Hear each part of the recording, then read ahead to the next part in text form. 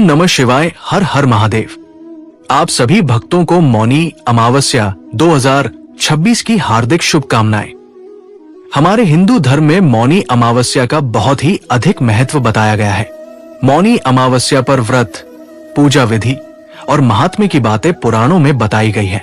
मान्यता है कि मौनी अमावस्या के दिन व्रत रखने से सुहाग, सौभाग्य और समृद्धि की प्राप्ति होती है। अब की बार साल 2026 में मौनी अमावस्या का व्रत 18 जनवरी रविवार को रखा जाएगा। मौनी अमावस्या का व्रत हर साल माघ मास की अमावस्या तिथि को किया जाता है। मौनी अमावस्या अपने नाम के अनुसार ही मौन और साधना का व्रत है। हम हर दिन न जाने कितनी ही बातें बोल जाते हैं, जिससे लोगों का मन आहत होता है और अपनी कही हुई बातों को लेकर हम बाद में अफसोस भी करते हैं।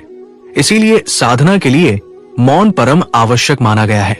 गृहस्थ जन हमेशा मौन व्रत नहीं रख सकते, इसीलिए उनके लिए एक दिन निर्धारित किया गया है और वह है मौनी अमावस्या का।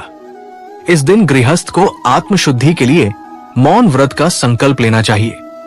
मौनी अमावस्या पर संभव हो तो पूरे दिन मौन धारण करें और मानसिक रूप से भगवान शिव और विष्णु जी का ध्यान करें। अगर आपको इस दिन कुछ बोलना ही होता है तो ध्यान रखें कि इस दिन कोई भी ऐसी बात न कहें जिससे किसी अपने का या पराये का मन आहत हो। मौनी अमावस्या के पहले दिन माघ कृष्ण पक्ष की चतुर्दशी तिथि को शिव जी का विवाह माता पार्वती जी से तय हुआ था। अगले दिन मुनियों और देवी देवताओं ने शिव की साधना के लिए इनकी उपासना की थी। भगवान विष्णु ने देवी पार्वती के भाई बनकर उनके विवाह में भाग लेना स्वीकार किया था और इसी दिन कहा जाता है कि सागर मंथन के समय जब असुर अमृत कलश लेकर भाग रहे थे, तब इसी दिन अमृत की बूंदें छलककर प्रयाग सहित कई स्थानों पर गिरी थी। इसीलिए मौनी अमावस्या पर प्रयाग सहित अन्य तीर्थों में स्नान करके दान पुण्य करने से हमें अनंत फलों की प्राप्ति होती है। इस दिन तिल, ऊनी वस्त्र, घी का दान बहुत ही पुण्यदायी होता है। इसीलिए मौनी अमावस्या पर इन वस्तुओं का दान जरूर करना चाहिए। ये जरूरी नहीं है कि आप बहुत अधिक दान करें। अपनी श्रद्धा और क्षमता के अनुसार आप थोड़ा दान भी कर सकते हैं। इससे भगवान शिव की कृपा प्राप्त होती है, जिससे वो अपने जीवन के समस्त सुखों को भोगता हुआ मृत्यु के पश्चात उत्तम लोक में स्थान पाता है। व्यक्ति मुनि पद को प्राप्त करता है। एक मान्यता यह भी है कि मौनी अमावस्या के दिन मनु ऋषि का जन्म हुआ था, तो मनु ऋषि के नाम से ही इस दिन का नाम मौनी अमावस्या पड़ गया। अब सुनते हैं मौनी अमावस्या की कथा, गणेश जी की कहानी। बोलो गणेश जी महाराज की जय हो। एक गांव था जिसमें एक सेठ जी अपने परिवार के साथ रहा करते थे। सेठ जी का गांव के पास ही शहर में बहुत बड़ा कारोबार था। सेठ जी गणेश जी के परम भक्त थे। वे पूरी श्रद्धा और विश्वास के साथ नियमित रूप से गणेश जी की पूजा किया करते थे। तो गणेश जी की कृपा से सेठ जी के घर में धन के भंडार सदैव भरे रहते थे। उनके जीवन में किसी भी प्रकार की कोई कमी नहीं थी। नित्य प्रतिदिन वो नियम से नदी पर स्नान करने जाते और आकर गणेश जी की पूजा करते, उन्हें भोग लगाते। गणेश जी की पूजा करने के बाद ही स्वयं भोजन किया करते थे। ये उनका रोजाना का नियम था। पर यह बात सेठानी जी को बिल्कुल भी अच्छी नहीं लगती थी। वो धार्मिक नहीं थी और न ही भगवान में विश्वास रखती थी। सेठ जी को रोजाना ऐसा करने के लिए मना किया करती थी, लेकिन सेठ जी सेठानी की बात पर ध्यान नहीं देते थे। एक दिन की बात है, सेठानी सोचने लगी कि ये गणेश जी को इतना मानते हैं और कहते हैं कि सब कुछ गणेश जी भगवान ने दिया है और हमेशा इनकी पूजा करते हैं। पत्थर की पूजा करने से कुछ नहीं होता है। आज मैं गणेश जी को यहां से उठा लेती हूं, फिर देखती हूं कि वो गणेश जी की पूजा कैसे करेंगे और बिना पूजा किए कितने दिन भूखे रहेंगे। तो ये सोचकर सेठानी दूसरे दिन जब सेठ जी नदी पर स्नान करने के लिए जाते हैं, तो पीछे से गणेश जी की मूर्ति को उठा लेती है और बगीचे में ले जाकर जमीन में दबा देती है। जब सेठ जी नदी पर से स्नान करके आते हैं तो देखते हैं कि मंदिर में गणेश जी की मूर्ति नहीं है। तो वो सेठानी से पूछते हैं कि गणेश जी की मूर्ति कहाँ गई, मंदिर में तो है नहीं। तो सेठानी बोली कि मुझे नहीं मालूम, आपको पता है कि मेरी इन सब चीजों में कोई रुचि नहीं है। तो सेठ जी परेशान होकर सारे घर में गणेश जी की मूर्ति को ढूंढने लगे, पर उन्हें मूर्ति नहीं मिली। सेठानी ने कहा कि आप भोजन कर लो और काम पर जाओ। तो सेठ जी ने कहा कि आज तक मैंने कभी भी गणेश जी को भोग लगाए बिना भोजन नहीं किया है, तो आज भी नहीं करूंगा। सेठ जी ने अन्न जल त्याग दिया और मन ही मन गणेश जी का स्मरण करने लगे। कहने लगे कि प्रभु, मुझे लगता है कि आप मुझसे नाराज हो गए हैं। मेरी ही पूजा पाठ में कोई कमी रह गई थी, इसीलिए आप मुझे छोड़कर कहीं चले गए हैं। हे भगवान, अगर मुझसे कोई गलती हो गई हो तो मुझे माफ करो और अपनी कृपा दृष्टि मुझ पर बरसाओ और मुझे दर्शन दो। सेठ जी ने पूरा प्रण कर रखा था कि जब तक मुझे गणेश जी दर्शन नहीं देंगे तब तक मैं अन्न जल ग्रहण नहीं करूंगा। तो इसी तरह पूरा दिन निकल गया। रात्रि में सेठ जी गणेश जी का स्मरण करते हुए सो गए। तो सेठ जी की सच्ची भक्ति से गणेश जी भगवान प्रसन्न हो गए और सेठ जी को सोए हुए नींद में दिखाई देने लगा जैसे गणेश जी भगवान एक चूहे के साथ खेल रहे हैं और चूहे को खाने के लिए लड्डू देते हैं। तो वो चूहा लड्डू लेकर उछलता कूदता हुआ बगीचे में चला जाता है और वहां जाकर जमीन को खोदने लगता है। वहीं पर वो लड्डू डाल देता है। तो अचानक से सेठ जी की नींद खुल जाती है। तो वो सोचने लगते हैं कि मुझे इस तरह का सपना क्यों आया। फिर खड़े होकर बगीचे में चले जाते हैं और उसी जगह को जाकर खोदते हैं जिस जगह को अपने सपने में चूहे को लड्डू दबाते हुए देखा था। तो जैसे ही थोड़ी सी मिट्टी हटाई तो हटाते ही एक कपड़े के अंदर लपेटे हुए गणेश जी महाराज की मूर्ति मिल गई। तो ये देखकर सेठ जी बहुत ही प्रसन्न हुए और मूर्ति को लाकर नहलाकर मंदिर में विराजमान कर दिया और पूजा पाठ करने लगे। घंटी की आवाज सुनकर सेठानी की नींद खुल गई। तो वो उठकर आई कि सेठ जी को क्या हो गया है जो इस तरह रात में ही घंटी बजा रहे हैं। तो सेठानी उठकर मंदिर में आकर देखती है तो गणेश जी की मूर्ति वहां पर विराजमान थी और सेठ जी पूजा पाठ कर रहे थे। तो ये देखकर सेठानी को बड़ी ही हैरानी होती है और वो हाथ जोड़कर सेठ जी से माफी मांगती है और गणेश जी को छिपाने वाली सारी बात सेठ जी को बता देती है। तो सेठ जी कहते हैं कि अब तो तुम्हें विश्वास हो गया होगा कि ये सब कुछ गणेश जी भगवान ने दिया है। तो सेठानी शर्मिंदा होते हुए कहती है कि मुझसे बहुत बड़ी गलती हो गई। आज के बाद मैं भी तुम्हारे साथ रोजाना नियम से गणेश जी भगवान की पूजा किया करूंगी। उसी दिन से सेठ और सेठानी प्रेम पूर्वक पूरे श्रद्धा भाव से गणेश जी भगवान की पूजा करने लगे। हे गणेश जी भगवान, जैसे आपने अपना आशीर्वाद सेठ जी पर बनाए रखा, उसी तरह सभी पर बनाए रखना। जो भी आपकी पूजा पाठ करके इस कथा को सुने उसकी सारी मनोकामनाएं पूर्ण करना। बोलो गणेश जी भगवान की जय हो। अब सुनते हैं मौनी अमावस्या पर सुनी जाने वाली पौराणिक व्रत कथा, सोमा धोबिन की कथा। बोलो श्री हरि विष्णु भगवान की जय हो, शिव शंकर की जय हो। प्राचीन काल की बात है कि एक ब्राह्मण परिवार कांचीपुरम नगर में रहता था। वे दोनों ही धर्मात्मा थे, धर्म पूर्वक अपनी गृहस्थी चलाते थे। ब्राह्मण देवता का नाम देव स्वामी था और उनकी पत्नी का नाम धनवंती था। इनके 7 पुत्र और एक पुत्री थी। पुत्री का नाम गुणवती था। गुणवती बचपन से ही अपने नाम के अनुसार बहुत ही गुणवान और संस्कारवान थी। तो ब्राह्मण देवता ने अपने 7 बेटों का विवाह कर दिया। समय के साथ गुणवती भी बड़ी हो गई। तो देव स्वामी ने एक दिन धनवंती से कहा कि पुत्री के लिए अब उत्तम वर देखना चाहिए, हमारी बेटी विवाह योग्य हो गई है। तो ब्राह्मण ने अपने छोटे पुत्र को बहन गुणवती की कुंडली दी और कहा कि जाओ बेटा, ज्योतिष को अपनी बहन की कुंडली दिखवा लाओ ताकि उसके विवाह की बात आगे चले। इसके विवाह के योग कब बन रहे हैं, कौन सी दिशा में इसकी सगाई होगी। तो ब्राह्मण देवता की बात सुनकर उनका छोटा बेटा कुंडली लेकर चला गया।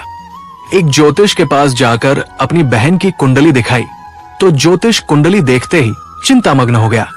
तो वो कहने लगा कि हे गुरुदेव, क्या बात है, आप इस तरह से चिंतित क्यों दिखाई दे रहे हैं।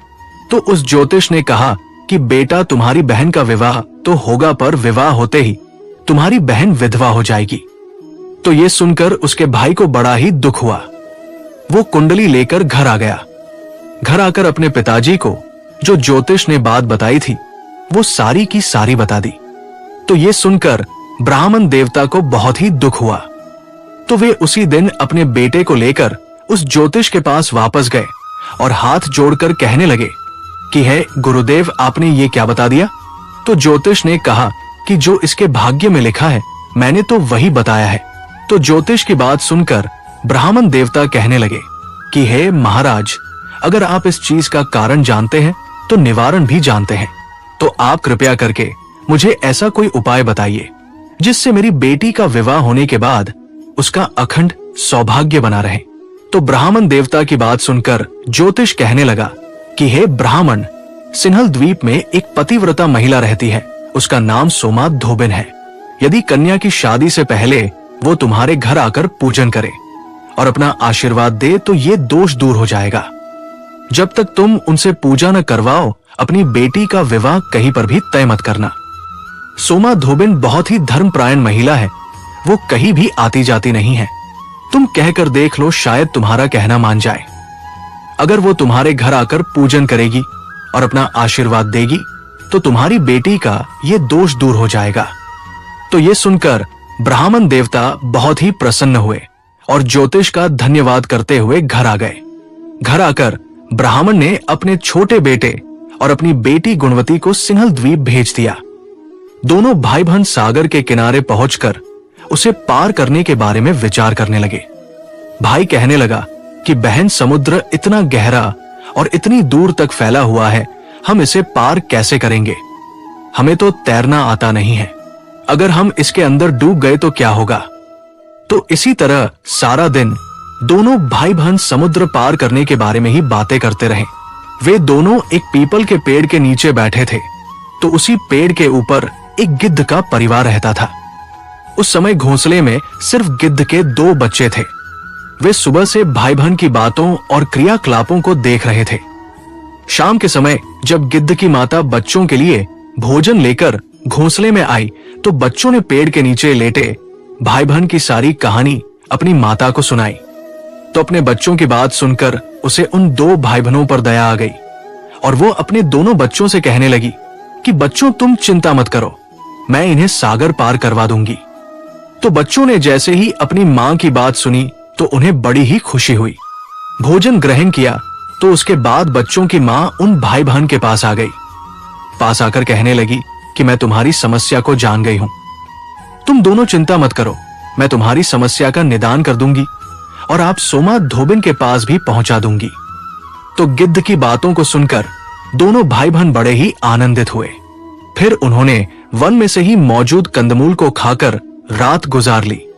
सुबह होते ही गिद्ध ने दोनों भाई बहनों को अपनी पीठ पर बैठाकर समुद्र पार करवाया और सिन्हल द्वीप में सोमा धोबिन के घर पहुंचा दिया। तो वो दोनों भाई बहन सोमा धोबिन के घर के पास छुप कर रहने लगे। हर दिन सुबह होने से पहले ही गुणवती सोमा धोबिन का घर लीप दिया करती थी और घर का सारा काम कर देती थी। तो एक दिन सोमा धोबिन ने अपनी बहुओं से पूछा कि प्रतिदिन हमारा आंगन कौन लीपता है? तो बहुओं ने प्रशंसा के लोभ में कहा कि हमारे अलावा ये काम कौन कर सकता है। लेकिन सोमा धोबिन को अपनी बहुओं की बात पर भरोसा नहीं हुआ।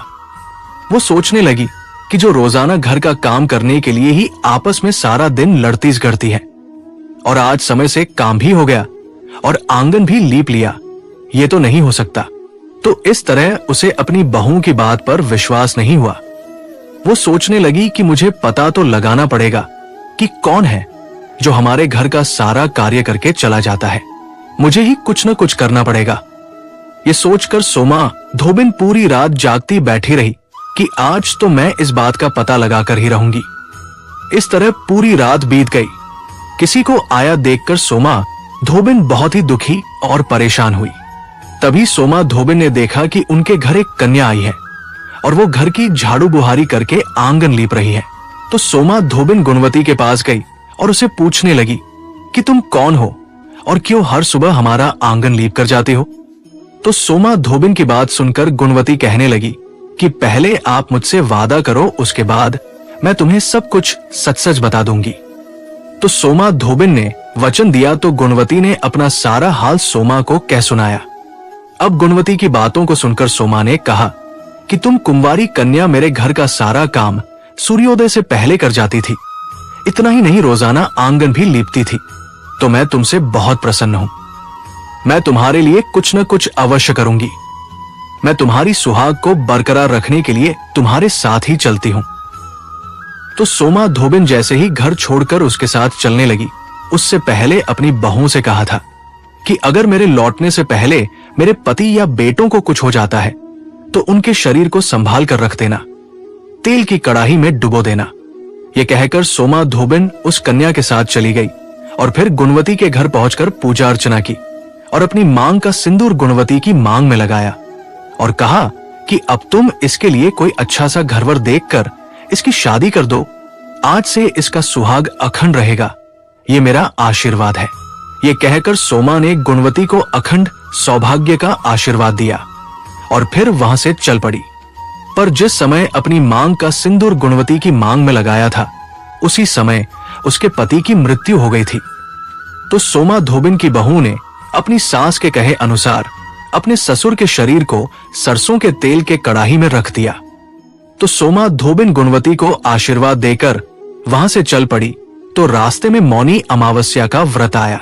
तो सोमा धोबिन ने पीपल वृक्ष की छाया में भगवान श्री हरि विष्णु और शिव जी की पूजा करके 108 बार पीपल की परिक्रमा की। तो इस व्रत के पुण्य प्रभाव से सोमा के घर लौटते ही उसका पति फिर से जीवित हो गया। तो ये आश्चर्य देखकर सोमा धोबिन की बहुओं को बड़ी ही हैरानी हुई। उसके बाद से वे भी अमावस्या का व्रत करने लगी और अपने घर का काम बिना किसी लड़ाई के जल्दी जल्दी निपटाने लगी। तो ये देखकर सोमा धोबिन भी बहुत खुश थी और उधर गुणवती का विवाह भी किसी अच्छे घर में रिश्ता करके तय कर दिया। फिर खूब धूमधाम से उसका विवाह किया और फिर गुणवती की शादी अच्छी तरह से संपन्न हो गई। किसी भी तरह का कोई भी विलंब नहीं हुआ, क्योंकि गुणवती को सोमा धोबिन ने अपनी अमावस्या व्रत का पुण्य फल दिया था। विवाह के बाद गुणवती भी अमावस्या के व्रत रखकर पीपल के पेड़ की पूजा करने लगी। जो भी स्त्री पुरुष मौनी अमावस्या का व्रत रखते हैं, उन्हें व्रत रखकर इस कथा को अवश्य सुनना चाहिए और कथा सुनने के बाद पीपल वृक्ष की 108 बार परिक्रमा भी करनी चाहिए। इस दिन भगवान विष्णु जी सहित शिव जी भगवान की पूजा भी की जाती है। बोलो विष्णु भगवान की जय हो, बोलो भोले शंकर की जय हो। अब सुनते हैं लपसी और तपसी की कहानी। बोलो लपसी तपसी की जय हो।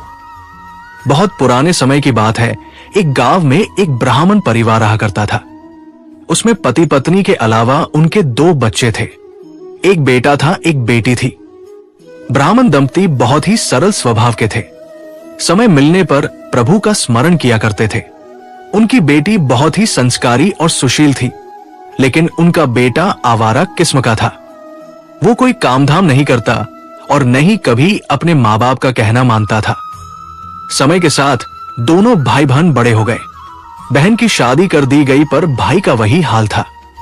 उसके माँ बाप ने उसे समझाया कि बेटा, अब हम वृद्ध हो चले हैं, तुम कोई काम किया करो, लेकिन उस पर उनकी बातों का कोई असर नहीं होता था। तो एक दिन ब्राह्मणी अपने पति से कहने लगी कि स्वामी, आप बिल्कुल काम छोड़ दीजिए। जब घर में कुछ भी नहीं होगा तो ये अपनी जिम्मेदारी समझेगा और काम पर लग जाएगा। तो ब्राह्मण ने दूसरे दिन से काम पर जाना छोड़ दिया। तो ये देखकर उनके बेटे ने कोई काम नहीं किया और चोरी करने चला गया। आते जाते राहगीरों को लूट लेता और उसी से अपने घर का गुजारा किया करता था। तो उसकी लूटने और चोरी करने की आदत से सारे गांव वाले उसे लपसी कहने लगे। तो लपसी की इस हरकत से उसके माँ बाप बहुत ही दुखी रहते थे, पर वो किसी की सुनने के लिए तैयार नहीं था। इसी तरह समय बीतता गया। एक दिन की बात है कि लपसी एक पीपल के पेड़ पर बैठा था। तभी शिव पार्वती जा रहे थे। पार्वती माता गहनों से लदी हुई थी। तो लपसी उन्हें देखकर सोचने लगा कि इस औरत के कितने गहने हैं। आज ये सारे के सारे लूट लूंगा तो मुझे कई महीनों तक चोरी नहीं करनी पड़ेगी। तो वो लूटने के इरादे से पीपल की ओट में होकर बैठ गया। जैसे ही शिव पार्वती वहां से जाने लगे तो लपसी एकदम से शिव पार्वती के सामने आकर कहने लगा कि जल्दी से जितने सारे गहने पहन रखे हैं उतार दो। तो पार्वती माता कहने लगी कि तुम चोरी क्यों करते हो? तुम्हें पता है चोरी करना पाप है। तो लपसी कहने लगा कि क्या करूं, घर पर मेरे माँ बाप है, मेरी एक भांजी है, उनके लिए दोनों समय भोजन की व्यवस्था कहां से करूं? मुझे कोई काम तो आता नहीं है। तो लपसी की बात सुनकर पार्वती माता कहने लगी कि तुम जो चोरी करके पाप करते हो, इस पाप का भागी कौन बनेगा? तो लपसी कहने लगा कि मेरे घर वाले सारे बनेंगे। तो पार्वती माता कहने लगी कि कोई नहीं बनेगा, पाप के भागी केवल तुम बनोगे। तो लपसी कहने लगा कि मैं लूट सोट कर उन्हीं के लिए लेकर जाता हूं, तो पाप के भागी तो उन्हें बनना ही पड़ेगा।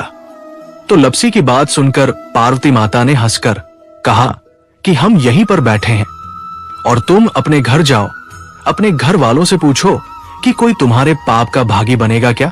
तो ये सुनकर लपसी भागा भागा अपने घर आया और अपनी मां के पास गया और कहने लगा कि मां, मैं चोरी करके लाता हूं, राह चलते राहगीरों को लूटता हूं, तुम्हारे लिए ही तो करता हूं। तो तुम मुझे एक बात बताओ, चोरी करने से जो पाप लगता है तो आप मेरे पाप के भागी बनोगे? तो लपसी की बात सुनकर उसकी मां कहने लगी कि बेटा, मैंने तो तुमसे नहीं कहा कि तुम चोरी करके लाओ, तुम कमा कर लाओ, हमें तो 2 वक्त की रोटी चाहिए, मैं तो तुम्हारी पाप की भागी नहीं बनूंगी। तो मां के मुंह से इस तरह की बात सुनकर लपसी तो हैरान हो गया। फिर वो अपने पिताजी के पास गया और जाकर कहने लगा कि पिताजी, मैं जो कुछ भी लूट सोट के लाता हूं वो आपके लिए ही तो लाता हूं। देखो मैंने लूट कर कितना धन इकट्ठा कर लिया है, कितने ऐशो आराम है तुम्हारे। अगर मैं चोरी नहीं करता तो क्या ये सब हमें मिलता? पिताजी, मैं तुमसे एक बात पूछता हूं कि चोरी करने से पाप लगता है तो उस पाप में आप मेरे भागीदार बनोगे क्या? तो लपसी की बात सुनकर उसके पिताजी कहने लगे कि बेटा, मैंने नहीं कहा कि तुम चोरी करके लाओ, तुम कमा कर लाओ, मैं तुम्हारे पाप का भागी नहीं बनूंगा। तो माँ बाप के मुंह से इस तरह की बात सुनकर वो बहुत ही उदास हुआ और सोचने लगा कि मैं कितने महीनों से चोरी कर रहा हूं, न जाने मुझ पर कितना पाप चढ़ गया है, और ये तो बोल रहे हैं कि पाप के भागी हम नहीं बनेंगे, तो अब क्या होगा? तो वो बड़े ही दुखी मन से शिव पार्वती से मिलने के लिए चल पड़ा। जैसे ही घर से बाहर निकलने लगा तो उसकी छोटी सी भांजी दरवाजे पर खेल रही थी। उसे पता नहीं था कि पाप पुण्य क्या होता है, तो वो कहने लगी कि मामा, पाप की भागी मैं बनूंगी। तो उसके इस तरह कहते ही लपसी ने उसे गोद में उठाया और चल पड़ा। शिवजी भगवान और पार्वती माता के पास जाकर कहने लगा कि घर वालों ने पाप का भागी बनने से मना कर दिया है और एक यही है जो पाप की भागी बनने को तैयार है। फिर लपसी बड़े ही दीन स्वर में कहने लगा कि हे भगवान, मैं समझ गया हूं कि चोरी करना पाप है। आज तक जो मैंने काम किया वो बहुत ही गलत था, लेकिन अब मैं इसका प्रायश्चित करना चाहता हूं। अब तुम ही बताओ, मुझे मेरे पापों से मुक्ति कैसे मिलेगी? तो उसकी बात सुनकर शिव पार्वती बहुत ही खुश हुए और लपसी को कच्चे सूत का एक छोटा सा गोला देते हुए कहा कि लपसी, ये सूत लो और इस पीपल के चारों ओर परिक्रमा लगाओ। जब ये सूत समाप्त हो जाएगा तब तुम्हारे सारे पाप नष्ट हो जाएंगे। तो ये सुनकर लपसी बहुत ही खुश हुआ। सोचने लगा कि छोटा सा गोला है, अभी लपेटकर घर चला जाऊंगा, उसके बाद में कभी कोई पाप नहीं करूंगा। फिर उसने अपनी भांजी को कंधे पर बैठाया और पीपल की परिक्रमा लगानी शुरू कर दी। अब भगवान का वह सूत खत्म कहां होने वाला था। लपसी चक्कर लगाता गया पर वो सूत खत्म नहीं हुआ। चक्कर लगाते लगाते 1 महीना, 6 महीने, साल, पूरे 12 साल बीत गए पर वो सूत खत्म नहीं हुआ।